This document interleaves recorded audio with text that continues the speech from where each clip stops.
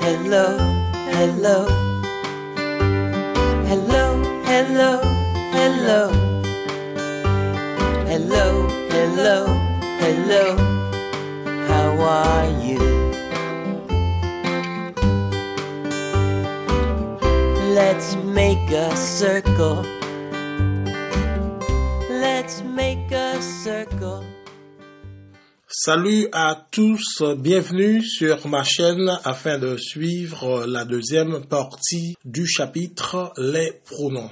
En rappel, dans le numéro précédent, on a vu les pronoms personnels sujets, les adjectifs possessifs, les pronoms personnels compléments et les pronoms possessifs. Aujourd'hui, on va voir les 4 autres types de pronoms, à savoir les pronoms réfléchis, les pronoms démonstratifs, les pronoms relatifs et les pronoms indéfinis. Si vous n'êtes pas encore abonné à ma chaîne, faites-le sans perdre de temps et n'oubliez pas de cliquer sur la cloche et choisissez toutes afin de recevoir une notification pour chaque prochaine vidéo.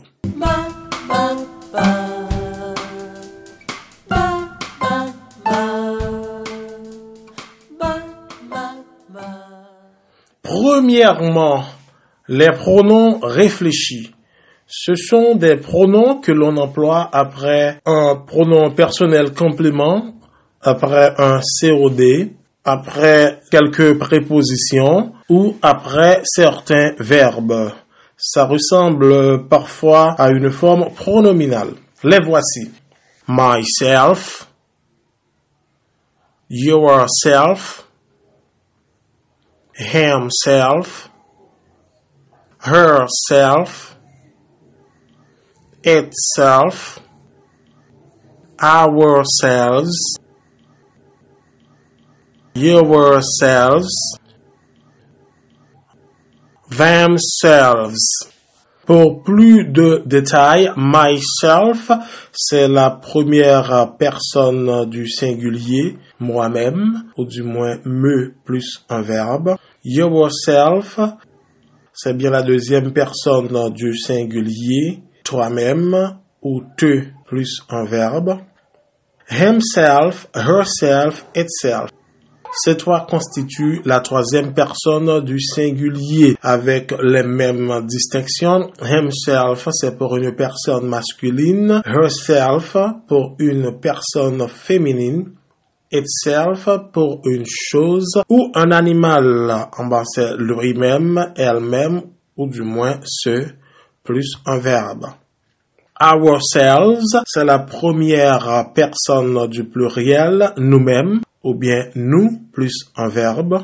Yourselves, la deuxième personne du pluriel, vous-même, ou bien vous, plus un verbe. Et en dernier lieu, on a themselves, troisième personne du pluriel, eux-mêmes, ou bien ce, plus un verbe.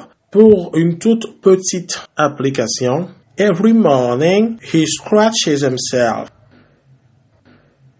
I went there by myself yesterday. Don't blame yourself, brother. She thinks only on herself.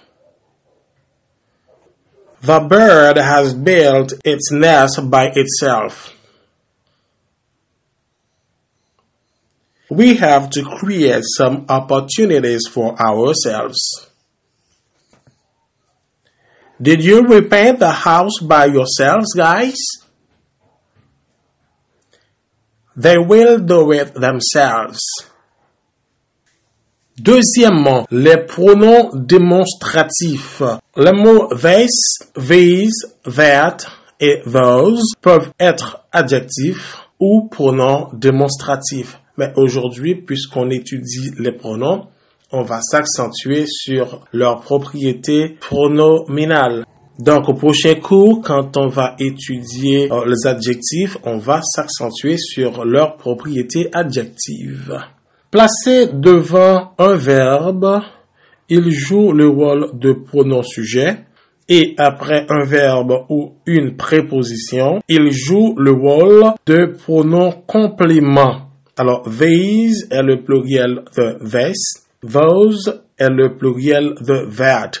Avec une toute petite distinction, on emploie this et these quand c'est rapproché et on emploie that et those quand c'est éloigné. À noter que parfois, ils sont suivis de one ou once. Une toute petite application. This is my father. What can I do for that? He doesn't like these ones. Those are my grandparents. Troisièmement, les pronoms relatifs. Un pronom relatif est un mot employé pour connecter une proposition ou une phrase à un nom ou un autre pronom. La proposition modifie ou décrit le nom ou l'autre pronom. Les plus communs pronoms relatifs sont who, whom, whose, which, that. Parfois, when et where peuvent être employés aussi comme pronoms relatifs. Plus de détails. On emploie who pour une personne sujet. On emploie whom pour une personne qui joue le rôle de complément. On emploie whose comme complément indirect. On emploie which comme sujet pour une chose ou un animal. Et on emploie that comme sujet ou comme complément, soit pour une personne, soit pour une chose, soit pour un animal. When et where conservent leur sens respectif, mais when a beaucoup plus le sens de où au lieu de quand il joue le rôle de pronom relatif. Pour une toute petite application, the man who has written this book is dead. The woman whom he's talking to is my wife. The lady whose blue dress is the secretary. The dog which was sick has just died. The book that you're reading is mine. The man that was there is left. I still remember the day when I met you.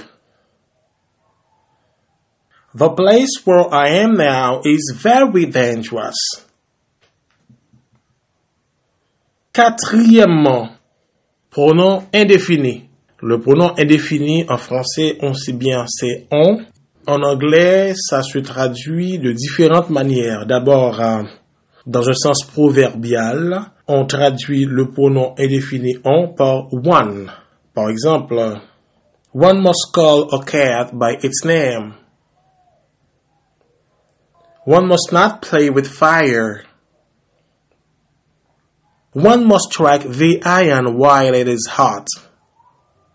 Mais dans un sens contextuel, le pronom indéfini on se traduit de 4 autres mots. Premièrement, si l'orateur fait partie du groupe représenté par on, ce dernier a le sens de nous et se traduira par oui. Par exemple, we speak Creole and French in Haiti. Moi, je suis haïtien, je fais partie des haïtiens qui ont 2 langues officielles, le créole et le français. We have a democratic government in Haiti. Deuxièmement, si le groupe représenté par on est constitué uniquement d'auditeurs, le pronom indéfini a le sens de vous et se traduira par you. Exemple. You must not be late at school, kids. Student Susie is sick. Class, you have to pay her a visit. Troisièmement, si l'orateur et l'auditeur ne font pas partie du groupe représenté par on, Ce dernier a le sens de il, troisième personne du pluriel, et se traduira par they ou people.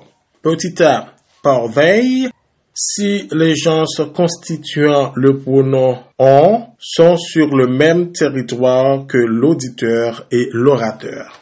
Par exemple, they are making demonstrations in Jackmo now. They will be partying in St. Mark all along this week. Par people, si les gens constituant le pronom on sont sur un territoire étranger. Par exemple, people apply the lockdown process in USA. People grow much rice in Miami. Et là, on termine avec les 4 autres types de pronoms. Observons une toute petite pause. Je reviendrai pour les exercices.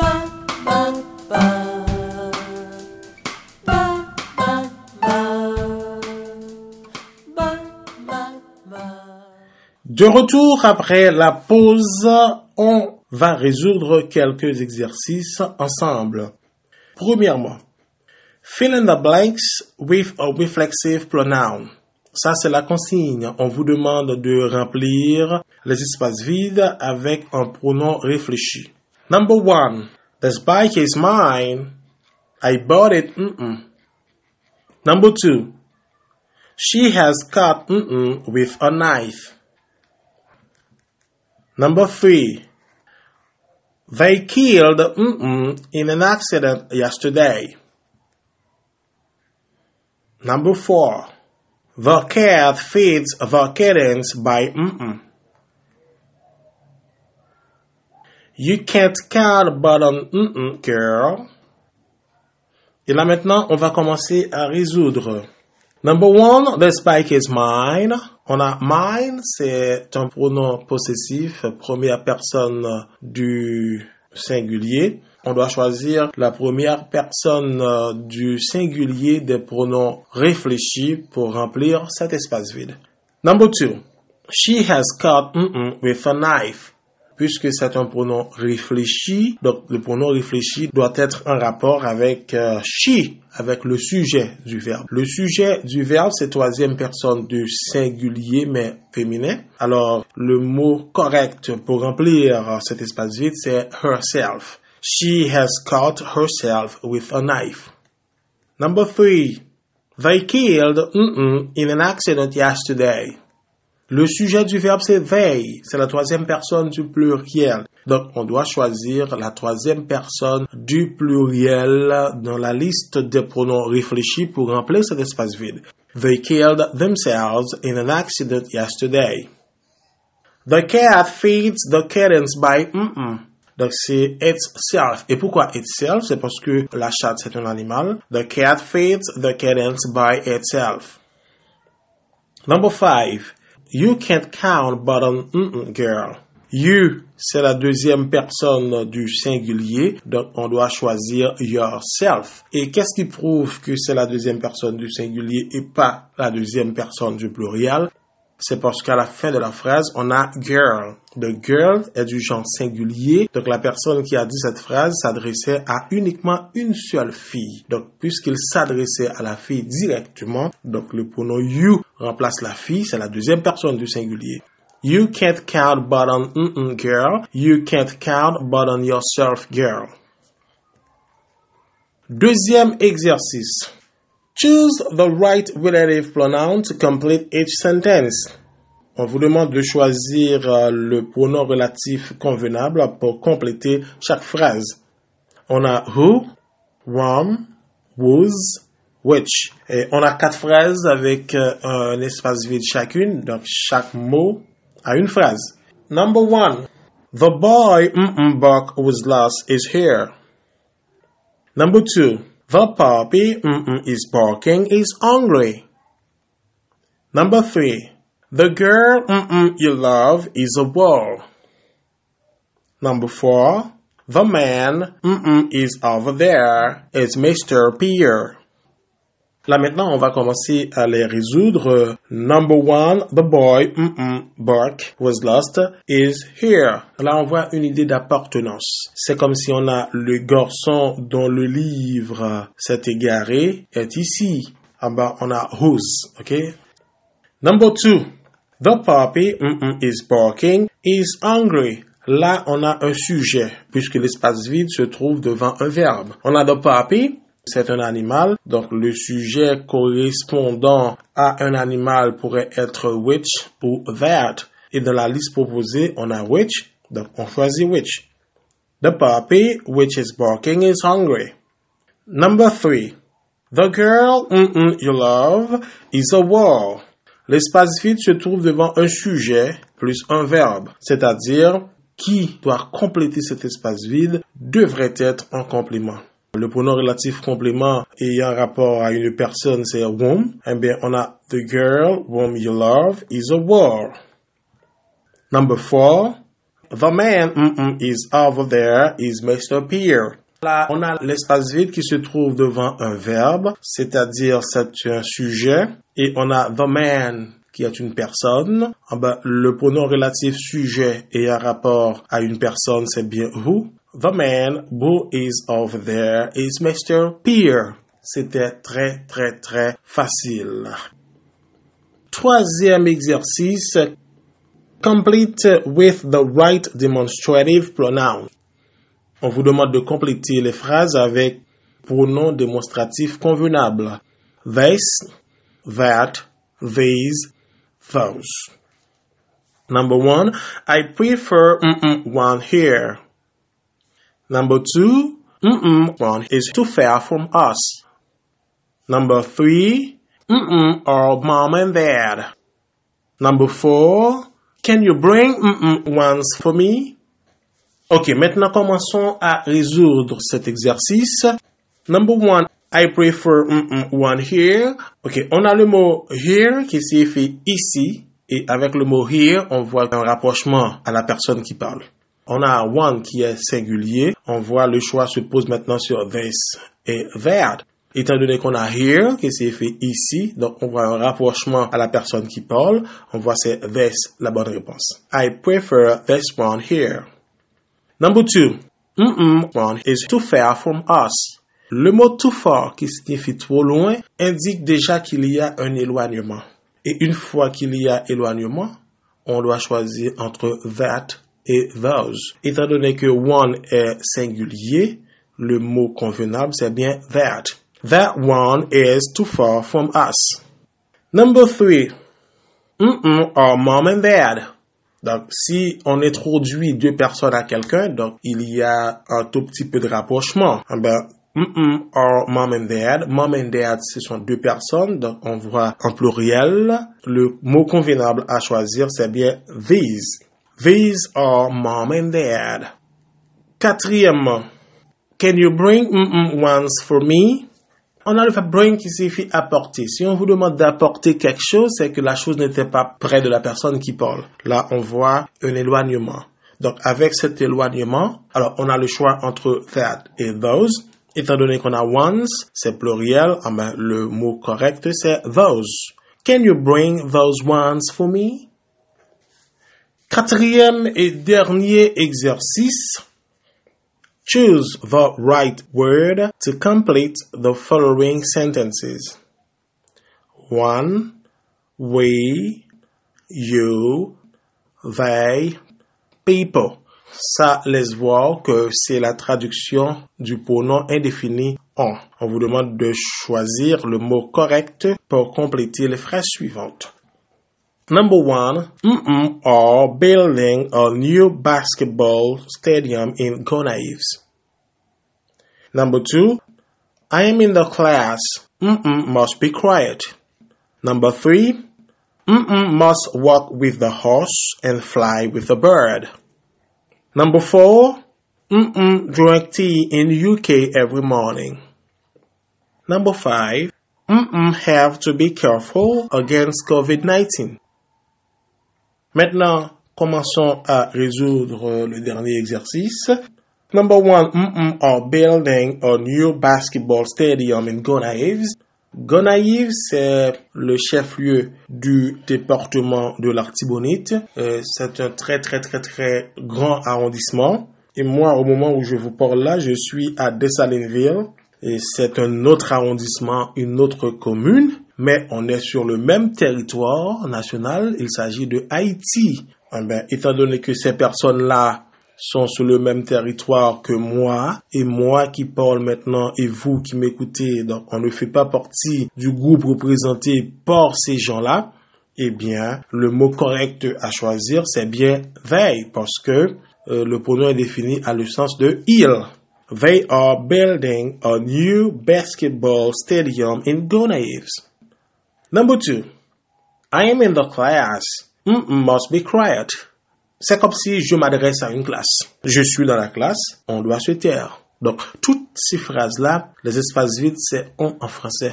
Mais à chaque phrase, il y a un contexte. Donc, je suis dans la classe, on doit se taire. Donc, je m'adresse aux élèves. Le groupe qui constitue le pronom indéfini on, ce sont les auditeurs. Et moi, l'orateur, je ne fais pas partie. Donc, ça a le sens de vous. En bas, c'est you. I am in the class. You must be quiet. Number 3. Must walk with the horse and fly with the bird. Walk with the horse, c'est marcher avec le cheval. Fly with the bird, c'est voler avec l'oiseau. Donc ça a un sens proverbial. On doit marcher avec le cheval et voler avec l'oiseau. Puisque c'est un proverbe, donc le mot correct à utiliser pour ce numéro, c'est bien one. One must walk with the horse and fly with the bird. Number 4. Drink tea in UK every morning. UK, c'est United Kingdom, c'est le nouveau nom de England. Eh bien, c'est un territoire étranger. Donc, le mot correct à utiliser pour ce numéro, c'est bien people. People drink tea in UK every morning. Et en dernier lieu, have to be careful against COVID-19. Et là, c'est une phrase globale qui peut s'adresser à tout individu sur la surface de la Terre. Parce qu'il y a la pandémie coronavirus qui fait rage et partout dans le monde entier, il y a des victimes. Eh bien, on doit faire beaucoup d'attention contre le coronavirus. Ce pronom-là a le sens de nous et on doit le traduire par oui, moi je fais partie, vous qui m'écoutez, vous faites partie et les autres personnes qui sont partout à travers le monde font également partie. Donc c'est we have to be careful against COVID-19.